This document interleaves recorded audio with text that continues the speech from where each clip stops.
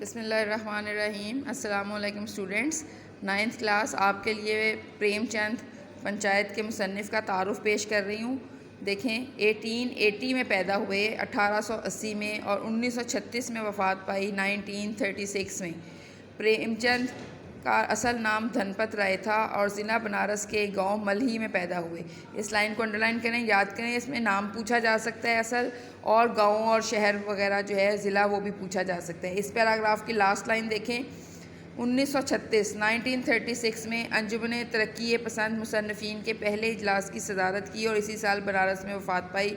اس سال کو نوٹ کریں، اس لائن کو، یہ MCQs کے طور پہ یوز ہو سکتی ہے۔ پھر دیکھیں نیکسٹ پیراگراف کی فرسٹ لائن، پریم چند نے اپنی تحریروں میں ہندوستان کے دیہات میں بسنے والے مزدوروں اور کسانوں کی زندگی اور ان کے مسائل کامیابی کے ساتھ بیان کیے۔ مطلب ان کی شاعری کا ٹاپک ہی مزدور اور کسان تھے۔ پھر ان کے بعد لاسٹ پیراگراف میں ان کی جو ہے کتابوں کے نام یاد کریں، کم از کم 2 یا 3 کتابوں کے نام، پریم 25، پریم 40، زاد راہ، واردات، یہ ان کی امپورٹنٹ کتابیں ہیں۔ اور جو افسانوں کا مجموعہ ہے وہ ہے سوز وطن۔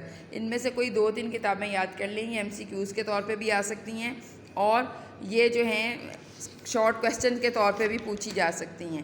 اب یہ دیکھیں، الائڈ اسکول المعراج کیمپس جو ہے وہ اس کی طرف سے میں آپ کو بتا رہی ہوں پنچایت کا ایک طرح سے خلاصہ کہ 2 دوستوں کی کہانی ہے۔ وہ 2 دوست جو بہت پکے دوست تھے اور بچپن سے دوست تھے، زمانہ طالب علمی سے دوست تھے، ایک دوسرے پہ اتنا بھروسہ کرتے تھے کہ کوئی شہر میں نہیں ہوتا تھا یا گاؤں میں نہیں ہوتا تھا تو دوسرا اس کی جگہ اس کا تمام کام، اس کے گھر کی رکھوالی سب کچھ سنبھال لیتا تھا۔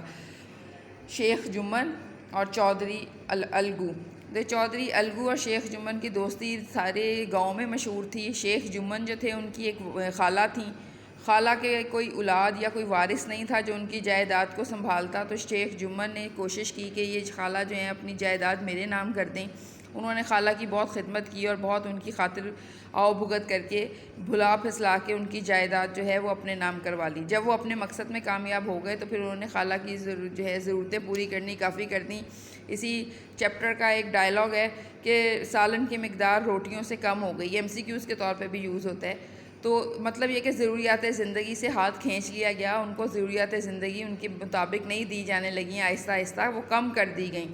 تو آخر خالہ کو اچھا نہ لگا، انہوں نے پنچایت بلائی۔ گاؤں میں ایک سلسلہ ہوتا ہے کہ جب کسی 2 لوگوں کے درمیان کوئی مسئلہ ہو جاتا ہے یا 2 فریقین کے درمیان کوئی ایشو ڈیولپ ہوتا ہے تو وہ گاؤں کے بڑے سمجھدار انصاف پسند لوگ جو ہوتے ہیں وہ مل کے بیٹھ کے دونوں فریقوں کی بات سن کے تو ان میں صلح صفائی کروا دیتے ہیں اور فیصلہ کروا دیتے ہیں کہ کون سچ پہ اور کون غلط کہہ رہا ہے۔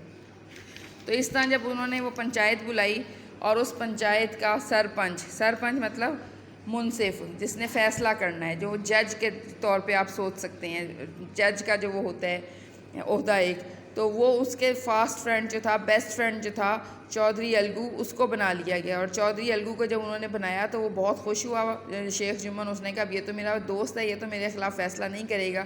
لیکن جب اس نے دونوں طرف کی باتیں سنی تو اس نے شیخ جمن کے خلاف ہی فیصلہ دے دیا اور کہا کہ تم خالہ کی ضروریات پوری نہیں کر رہے ہو تو اس لیے تم یا تو ان کی زمین ان کو واپس کر دو یا پھر ان کے لیے کوئی ماہوار جو ہے وہ خرچہ لگاؤ تاکہ وہ اپنی ضروریات پوری کر سکیں۔ جس کی وجہ سے وہ جو شیخ جمن تھا وہ بہت ناراض ہوا اور اسے غصہ آیا کہ میرا دوست ہو کے اس نے میرے خلاف فیصلہ کیسے دے دی ہے۔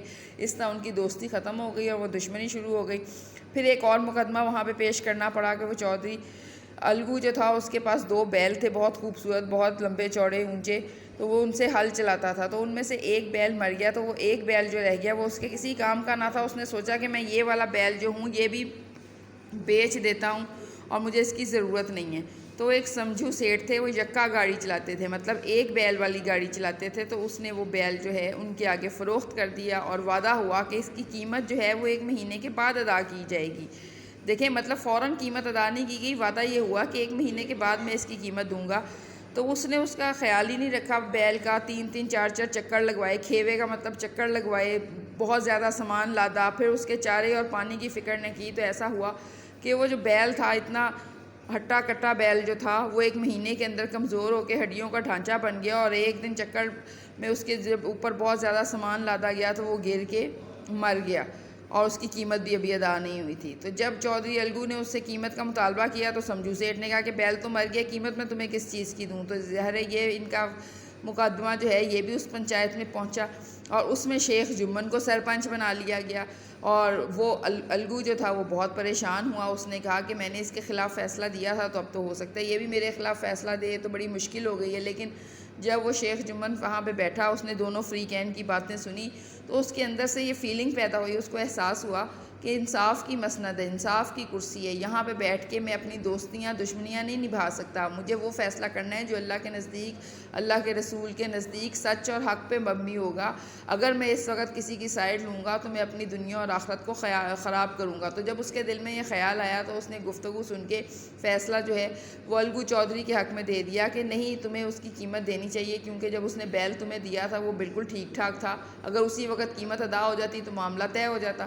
تم نے قیمت لٹکائی، 1 مہینے کے اوپر تمہیں مارجن دیا گیا تو اس کی وجہ سے تم نے ادا نہیں کی، تو تم نے ادا کرنی ہے، مطلب فیصلہ اس نے اس کے حق میں کر دیا۔ تو وہ بہت خوش ہوا چودھری الگو، اور پھر وہ دونوں دوست جو تھے وہ آپس میں دوست بن گئے، اور وہ سمجھ گئے کہ حق اور انصاف جو ہے وہ دوستیوں دشمنیوں سے بالا تر ہوتا ہے۔ بہت مزے کی کہانی ہے، آپ جب پڑھیں گے اس کا ڈائلاگ انجوائے کریں گے تو آپ کو جو ہے وہ بہت مزہ آئے گا۔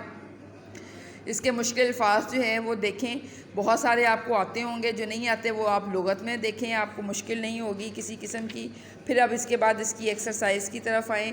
پہلا سوال اس کا دیکھیں، جمن شیخ اور الگو چودھری میں دوستی کا آغاز کب ہوا؟ یہ دیکھیں لکھا ہوا ہے جب وہ پڑھتے تھے اس وقت سے دوستی ہو گئی، یا بچپن سے ہی ان کی دوستی تھی، جب وہ بہت چھوٹے تھے اور اکٹھے شیخ جمن کے والد سے پڑھتے تھے تب دوستی ہو گئی۔ صرف 2 مارکس کا کویسچن ہوتا ہے، غیر ضروری جو ہے تفصیلات نہیں دینی، اتنا سوال کا جواب کافی ہے۔ شیخ جمن کی بیوی کا جو ہے اس کی خالہ کی ملکیت کے ہبہ نامہ کے رجسٹری کے بعد خالہ سے کیسا سلوک کیا ہے؟ وہ کہہ رہے ہیں جب رجسٹری ہو گئی تو خالہ کی روٹیوں اور سالن میں کمی کر دی گئی۔ پھر اس کے بعد 3rd کویسچن ہے، الگو چودھری کے پنچ مقرر ہونے پر شیخ جمن خوش کیوں تھا؟ وہ اس لیے خوش تھا کہ وہ تو اس کا دوست ہے، تو اس لیے وہ اس کے خلاف فیصلہ نہیں دے گا۔ پھر الگو چودھری نے فیصلہ کیا دیا؟ الگو چودھری نے فیصلہ دیا کہ شیخ جمن تمہیں کھیتوں سے کافی معقول منافع ہوتا ہے، تو اس لیے تم خالہ کا ماہوار گزارے کا بندوبست کرو، نہیں تو یہ ہبہ نامہ جو ہے تمہیں جو خالہ نے زمین دی ہے یہ ہبہ نامہ منسوخ ہو جائے گا۔ الگو چودھری کا فیصلہ سن کر شیخ جمن کا کیا رد عمل تھا؟ وہ فیصلہ سنتے ہی جمن جو ہے وہ سناٹے میں آ گیا اور دوستوں سے کہنے لگا، احباب سے کہنے لگا کہ اس زمانے میں یہی دوستی ہے کہ جس پر بھروسہ کرو وہی آپ کی گردن پر چھری پھیرے گا۔ الگو چودھری نے سمجھو سیٹھ کو بیل کیوں فروخت کیا؟ کیونکہ اس کے پاس بیلوں کی جوڑی تھی اور ایک بیل مر گیا تھا، اور اس کا جوڑا بہت تلاش کیا مگر نہ ملا، تو ایک بیل اس کے کسی کام کا نہیں تھا، تو اس لیے اس نے 1 ماہ بعد دام ادا کرنے کے وعدے پر سمجھو سیٹھ کے ہاتھ اپنا بیل بیچ دیا۔ سمجھو سیٹھ نے الگو چودھری سے خریدے ہوئے بیل کے ساتھ کیسا سلوک کیا؟ اسے بہت برا سلوک کیا، بہت بے دردی سے اس کو استعمال کیا، 3 4 چکر گاؤں سے شہر اور شہر سے گاؤں کے لگائے، نہ اس کے چارے پانی کا خیال کیا، آخر کے وہ ہڈیوں کا ڈھانچہ ہو کے وہ بیل جو تھا وہ مر گیا۔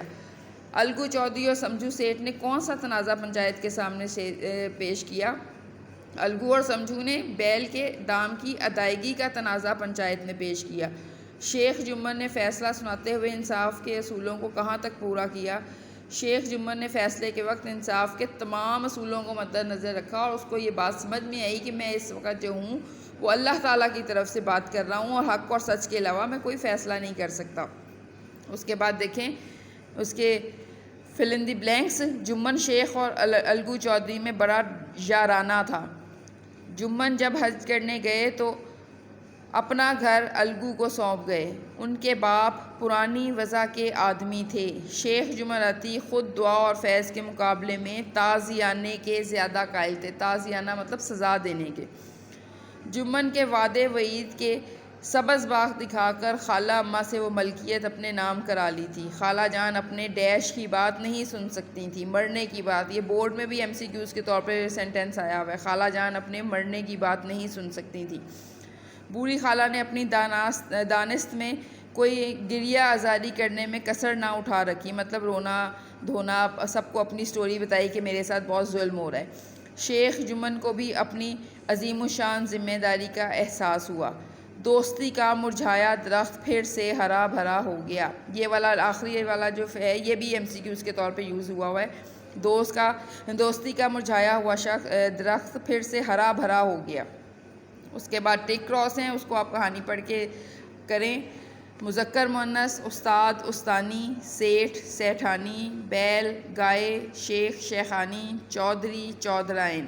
اعراب والا کویشچن ہم 9th میں نہیں کرتے ہیں، بہت آسان چیپٹر ہے، پڑھنے میں آپ کو مزہ آئے گا، غور سے پڑھیں اور توجہ دیں اس کے اوپر۔